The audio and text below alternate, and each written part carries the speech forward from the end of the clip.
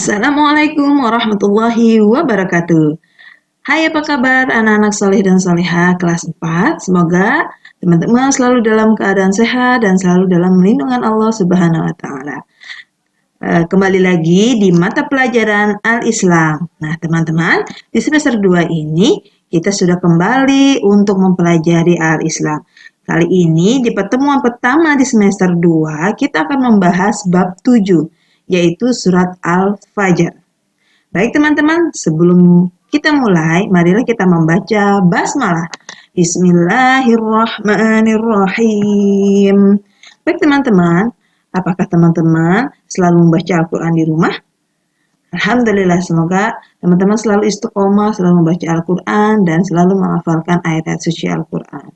Baik teman-teman, pertemuan kali ini kita akan membahas surat Al-Fajr. Tujuan pembelajaran kita kali ini, yang pertama, teman-teman dapat mengetahui pelafalan surat Al-Fajr dengan baik dan benar. Lalu tanda wakaf pun teman-teman harus tahu. Lalu yang kedua, mengetahui makna surat Al-Fajr dalam kehidupan sehari-hari. Dan yang ketiga, mengetahui pesan-pesan yang terkandung dalam surat Al-Fajr. Nah, teman-teman, sebelum kita membahas pesan-pesan apa saja yang terkandung dalam surat Al-Fajr, yuk untuk mengawali pembelajaran kita, mari kita sama-sama membaca surat Al-Fajr. Teman-teman juga boleh ikuti di rumah dengan membaca lantang surat Al-Fajr berikut ini.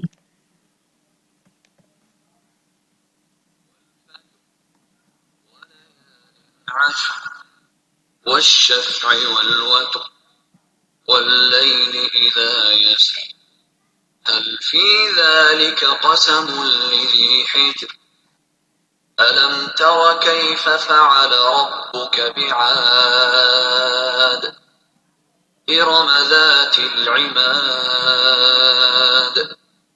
التي لم يخلق مثلها في البلاد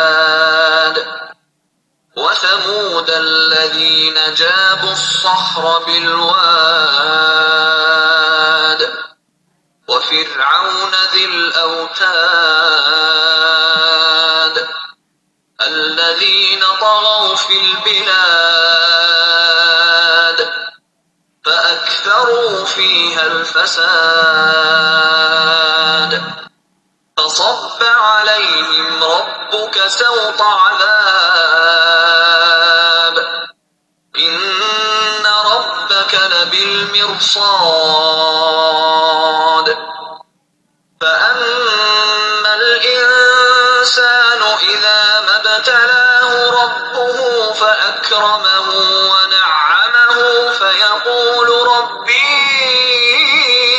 أكرمن وأما إذا ما ابتلاه فقدر عليه رزقه فيقول ربي أهانن كلا بل لا تكرمون اليتيم ولا تحاضون على طعام المسكين وتأكلون التراث أكلا لما وتحبون المال حبا جما كلا إذا دكت الأرض دكا دكا وجاء ربك والملك صفا صفا وجيء يومئذ بجهنم يومئذ يتذكر الإنسان وأنى له الذكرى يقول يا ليتني قدمت لحياتي فيومئذ لا يعذب عذابه أحد ولا يوثق وثاقه أحد يا أيتها النفس المطمئنة ارجعي إلى ربك راضية مرضية فادخلي في عبادي وادخلي جنتي. Baik, itu dia teman-teman, pelafalan surat Al-Fajr yang baik dan benar. Teman-teman, boleh nanti di pertemuan selanjutnya kita baca bareng-bareng surat Al-Fajr dan surat berikutnya yang akan kita pelajari minggu depan. Nah, teman-teman, apakah teman-teman tahu surat Al-Fajr adalah surat yang ada di dalam Al-Quran di juz 30. Surat Al-Fajr ada 30 ayat. Nah, surat Al-Fajr juga tergolong surat Makkiyah. Surat Al-Fajr surat ke-89 dalam Al-Quran. Nama Al-Fajr diambil dari kata ayat pertama yang artinya waktu fajar. Teman-teman masih ingat waktu fajar itu apa? Nah, nanti akan kita bahas kemudian. Kemudian kita akan membahas isi kandungan surat Al-Fajr dan pesan-pesan apa saja yang terkandung di dalamnya. Teman-teman, simak dan perhatikan. Boleh sambil melihat bukunya dan memperhatikan ayat-ayat surat Al-Fajr beserta artinya. Nah, kita akan bahas isi kandungan surat Al-Fajr sesuai dengan ayat-ayatnya. Pada ayat 1-5 dijelaskan bahwa Allah bersumpah dengan menggunakan waktu fajar. Waktu fajar yaitu cahaya matahari yang mulai membayang di sebelah timur. Adapun yang dimaksud dengan malam yang 10, disebutkan bahwa malam yang 10 itu adalah 10 hari pertama bulan Dzulhijjah. Tapi ada juga teman-teman yang menafsirkan bahwa malamnya 10 itu adalah 10 hari di bulan Muharram, dan ada juga yang menafsirkan 10 hari yang terakhir di bulan Ramadan. Nah, jadi kita kumpulkan dulu info ini. Nanti teman-teman bisa pelajari lagi apa yang dimaksud dengan malam yang 10. Tapi di dalam surat Al-Fajr ini dijelaskan juga bahwa malam yang 10 itu adalah 10 hari pertama bulan Dzulhijjah. Ada juga kata-kata genap dan ganjil. Di ayat 1-5, genap yang dimaksud dengan genap dan ganjil karena segala perhitungan terdiri dari genap dan ganjil.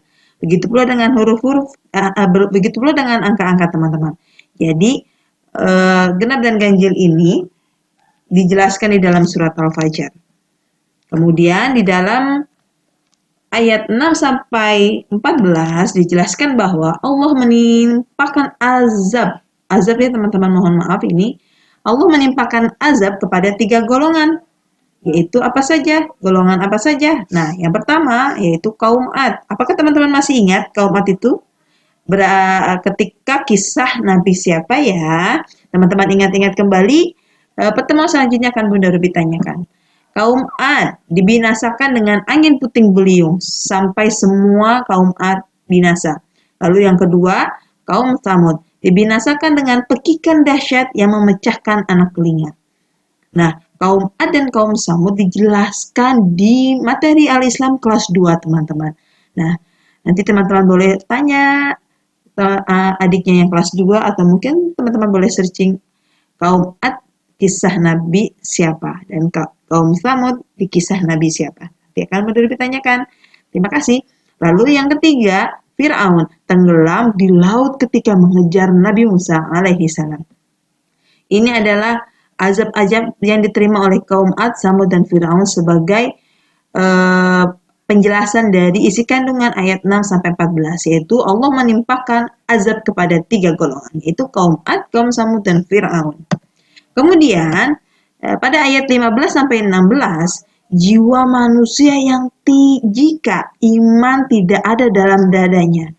Jika jiwa manusia itu tidak ada imannya, tidak ada iman di dalam dadanya, yang pertama, jika diberi nikmat dan kemuliaan, maka dia membanggakan dirinya bahwa dirinya dimuliakan Allah. Berarti sombong. Dia menyombongkan diri kalau dia sudah diberikan nikmat dan kemuliaan dengan menyombongkan, dengan membanggakan dirinya sendiri, karena dia merasa sudah dimuliakan Allah. Itulah jiwa manusia yang tidak ada iman di dalam dadanya. Lalu yang kedua, selain yang diberi nikmat dan kemudian dia membanggakan diri, ada juga jiwa manusia yang tidak ada iman di dalam dadanya, yaitu sebaliknya. Jika diberi cobaan, maka dia berkata, Tuhan telah menghinakan aku. Nah, ini adalah contoh jika ada orang yang merasa Tuhan telah menghinakan aku ketika diberi cobaan, itu termasuk jiwa manusia yang tidak ada iman di dalam dadanya. Paham ya teman-teman? Lalu pada ayat 17-20, penyakit jiwa manusia jika tidak ada iman. Nah, ini penyakit jiwanya teman-teman. Penyakit jiwa manusia jika tidak ada iman. Yang pertama, tidak mau memuliakan anak yatim. Sama sekali tidak pernah mengasihi anak-anak yatim, tidak pernah memberi makan anak yatim, tidak peduli dengan anak-anak yatim, itu termasuk penyakit jiwa yang tidak ada imannya. Ya, jiwa manusia yang tidak ada imannya. Lalu yang kedua, tidak pernah atau tidak mengajak untuk memberi makan orang miskin. Nah, jika ada orang yang tidak pernah sekalipun memberi makan orang miskin, padahal mempunyai banyak harta, tapi tidak sedikit pun menyisihkan harta hartanya sedikit pun untuk memberi makan orang miskin, itu termasuk penyakit jiwa manusia yang tidak ada imannya, teman-teman. Lalu yang ketiga, memakan harta warisan, termasuk penyakit jiwa, dan cinta harta. Saking cinta hartanya, tidak mau beribadah, karena jika sudah terlalu cinta harta akan lupa semuanya. Yang diutamakan hanya harta dan harta. Itu adalah penyakit jiwa manusia jika tidak ada imannya. Nah, selanjutnya untuk ayat 21-26 diingatkannya manusia agar insaf dari penyakit jiwa. Apa saja teman-teman yang penyakit jiwa tadi? Yaitu yang tidak mau memberi makan orang miskin, terlalu cinta harta, lalu memakan warisan, dan itu termasuk penyakit jiwa. Yang seperti tadi dijelaskan di sini, penyakit jiwa manusia tidak memuliakan anak yatim, tidak mengajak untuk memberi makan orang miskin, memakan harta warisan, dan cinta harta, itu termasuk penyakit jiwa. Jadi di ayat 21-26 ini diingatkan oleh Allah agar manusia itu insaf dari penyakit jiwa, agar tidak menyesal di akhirat nanti. Ya, karena dijelaskan bahwa kenapa kita harus insaf dari penyakit jiwa tersebut agar tidak menyesal di akhirat, karena pada hari kiamat kelak tidak ada seorang pun yang berdosa dapat lepas dari azab Allah. Jadi Allah akan memberikan azab kepada orang-orang yang tidak mau insaf atas semua kesalahan dan dosa-dosanya. Itu ya teman-teman. Selanjutnya ayat 27-30, Allah menyeru jiwa-jiwa yang tenang untuk kembali kepada Tuhan dengan perasaan sangat lega karena ridho. Ya, karena ridho kemudian masuk ke dalam surga. Di dalam ayat 27-30 dijelaskan juga ada kata-kata nafsul mutmainnah, yaitu di ayat ada di ayat 27 teman-teman. Di ayat 27 yang berbunyi, ya ayyatuhan nafsul mutmainnah irji'i ila rabbiki radiyatan mardiyah fadkhuli fi ibadi wadkhuli jannati. Yang dimaksud nafsul mutmainnah yaitu jiwa yang telah tawakal kepada Allah Subhanahu wa taala. Nafsul mutmainnah ditandai dengan dua sikap, yaitu syukur ketika mendapat kekayaan, tapi bukan sombong ya, dan sabar jika datang kesukaran dan bukan mengeluh. Nah, dari penjelasan ayat 27-30 bahwa nafsul mutmainnah itu adalah jiwa yang tawakal. Teman-teman sudah paham ya tawakal itu apa? Menyerahkan semua hasilnya kepada Allah Subhanahu wa taala. Jadi nafsul mutmainnah seperti di ayat 27, ya ayyatuhan nafsul mutmainnah, hai jiwa yang tenang, kembalilah kepada Tuhanmu dengan hati yang puas lagi diridhoinya. Maka masuklah ke dalam jemaah hamba-hambaku dan masuklah ke dalam surgaku. Masya Allah, tabarakallah, semoga kita termasuk orang-orang yang mempunyai jiwa nafsul mutmainnah, jiwa yang tenang dan telah bertawakal kepada Allah Subhanahu wa taala. Amin amin ya rabbal Lalu kemudian teman-teman dijelaskan juga dalam hadis riwayat Muslim bahwa keutamaan sholat sunnah atau sholat sunnah fajar itu adalah 2 rakaat fajar, sholat sunnah qobliyah subuh lebih baik daripada dunia dan seisinya. Yang mana hadisnya berbunyi, Raka'atal fajri khairum minad dunya wa ma fiha. Sudah kita pelajari juga di pertemuan bab di semester 1 lalu, bahwa teman-teman belajar sholat sunnah yang kita bahas di semester 1. Nah, ini menyambung kembali dalam surat Al-Fajr menjelaskan juga bahwa sholat sunnah fajar ini adalah sebagai sholat sunnah yang lebih baik daripada dunia dan seisinya. Subhanallah, semoga kita bisa melaksanakan dan terus melaksanakan sholat sunnah fajar atau qobliyah subuh.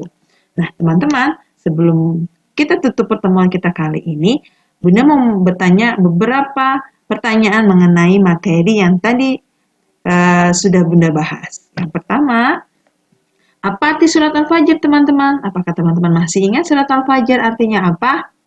Ya, betul. Surat Al-Fajr artinya fajar. Ya, artinya fajar. Nanti kita boleh teman-teman mengingat lagi fajar itu apa, tapi cukup dengan waktu fajar. Nah, lalu berapa ayat surat Al-Fajr, teman-teman? Ada yang tahu jawabannya? Ya, betul, 30 ayat surat Al-Fajr. Lalu, apa yang dimaksud dengan nafsul mutmainnah? Nafsul mutmainnah. Ya, nanti teman-teman ingat apa saja yang dimaksud dengan nafsul mutmainnah dari pertanyaan-pertanyaan yang Bunda pertanyakan di sini. Lalu, apa saja contoh penyakit jiwa? Nah, yang tadi sudah kita bahas ya. Dan yang terakhir, kepada 3 golongan apa saja Allah menimpakan azab.